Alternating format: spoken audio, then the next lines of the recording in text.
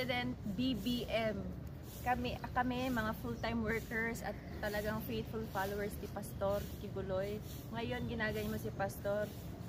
Nananawagan kami, bumaba ka na sa pwesto mo kasi you are not worthy sa aming respeto. Si Pastor huli as man na si Pastor, di ba? Amen. Pero nawala na ng respeto sa'yo dahil sa grabe na kademonyong ginagawa ninyo kayong mag-asawa.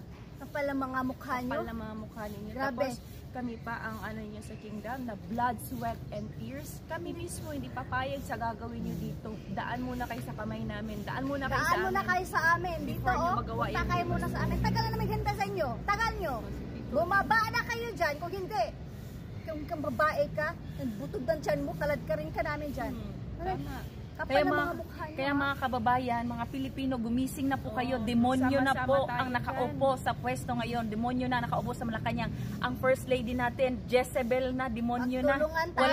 Wala na po, hindi na po uusbong ang Pilipinas. Pababain na natin sa pwesto. Pababain na natin yan. Magsama-sama tayo. Sama-sama tayo. Si Pastor ang totoong may nationalist at saka patriotic sa bansang Pilipinas.